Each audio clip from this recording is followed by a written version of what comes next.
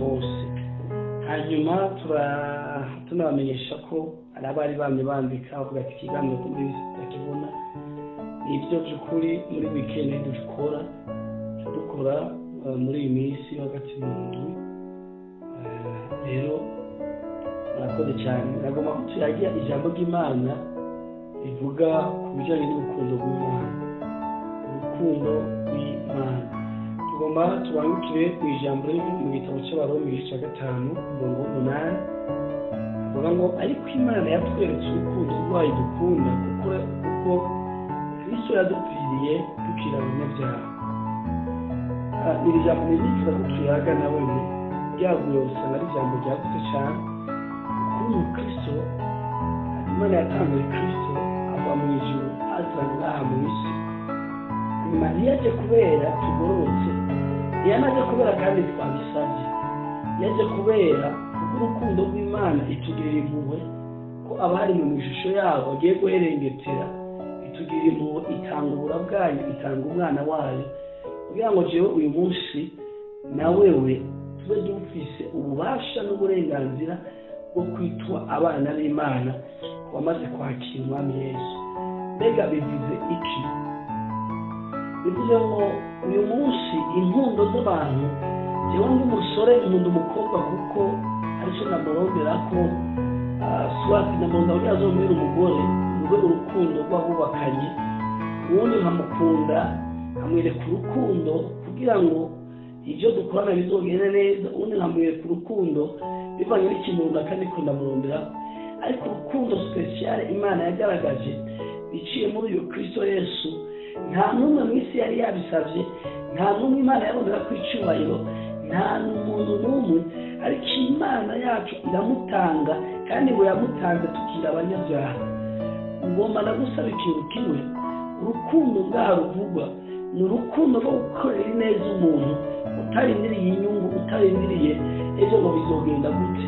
Ugaragariza urukundo umuntu utiteguye kubona inyungu cyangwa ibyiza umurondera.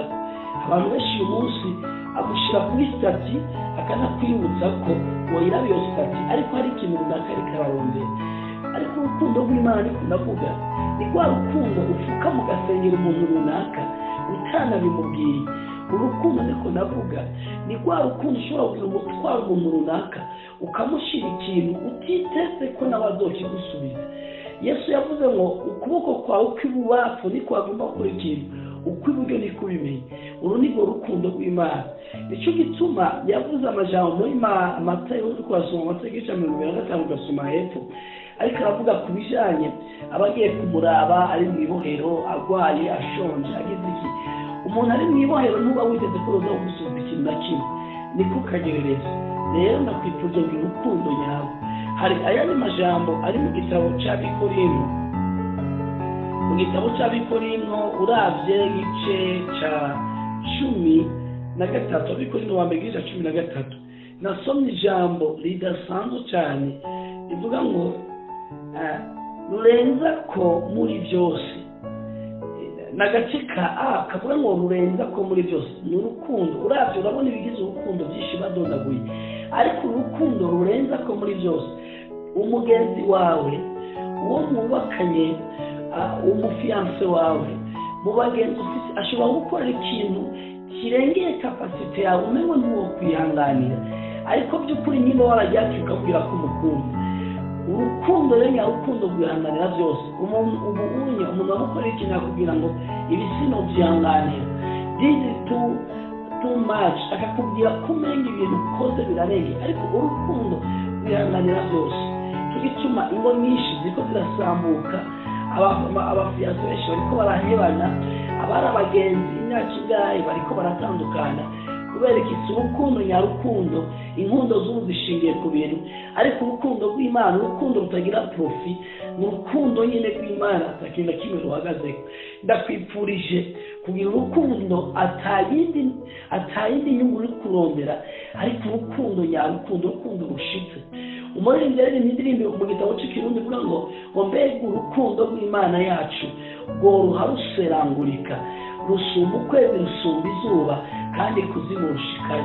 Rero urukundo rurenze uko tworuvuga, rurenze uko tworundora, kuko rurenze ubwo gukorera neza abantu uvuga nk'icyo bakuvuge nk'icyo babone ko uri umuntu udasanzwe, ariko hari abari bakomeye no kugusumba bamaze kurengana. Mwenda tunagomba ndakwibutsa ikindi, uyu munsi ushobora kuba waribagiye urukundo Imana yagukunze, uyu munsi Imana wayirutishije ibindi bintu, ariko ndagomba ndakubwira ngo ibyo bintu byose wafashe wagize primaire mu buzima bwawe byose nibishira n'ibizoherana n'iyi si nyene, ariko iyi Mana yawe wari ukwiye kuyikunda kuko nayo yagukunze.